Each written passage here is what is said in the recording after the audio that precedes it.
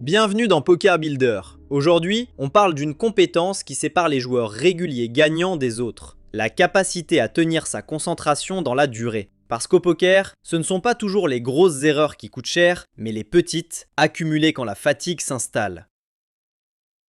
La fatigue mentale, la fuite invisible. Le poker est un marathon de décisions. Chaque main te demande de lire la situation, d'estimer des probabilités, d'observer tes adversaires. C'est épuisant, même assis devant un écran. On appelle ça la fatigue mentale ou fatigue décisionnelle. Le danger, c'est qu'elle est invisible. Tu ne sens pas ta concentration baisser, mais tes décisions se dégradent. Tu joues plus vite, tu regardes moins, tu suis des mains que tu jetterais frais. C'est une fuite lente qui grignote tes gains sans que tu t'en rendes compte. Reconnaître les signaux. Bonne nouvelle, la baisse de concentration envoie des signaux. Apprends à les repérer. Tu commences à jouer en pilote automatique, sans vraiment réfléchir. Tu ouvres une autre fenêtre, tu regardes ton téléphone entre les mains. Tu ressens de l'agacement ou de l'ennui. Tu prends des décisions plus rapidement qu'au début de la session. Chacun de ces signes te dit la même chose. Ton A-game, ton meilleur niveau, est en train de te quitter.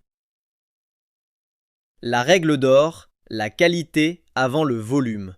Beaucoup de joueurs veulent jouer le plus longtemps possible, en pensant que plus de mains égale plus de gains. C'est faux si ces mains sont mal jouées. La vraie règle, 1 heure jouée à ton meilleur niveau vaut mieux que 3 heures en pilote automatique. Le volume ne compte que s'il est de qualité. Un joueur qui s'arrête au bon moment, avant que la fatigue ne le rende perdant, gagne plus qu'un joueur qui s'acharne épuisé. Structurer ses sessions pour rester frais.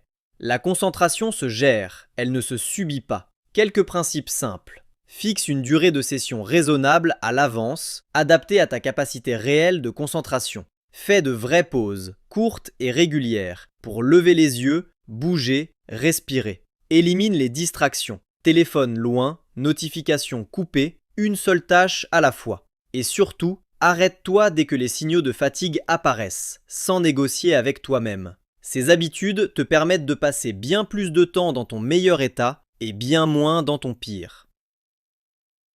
Préparer son mental avant de jouer. La concentration ne commence pas à la première main, elle commence avant.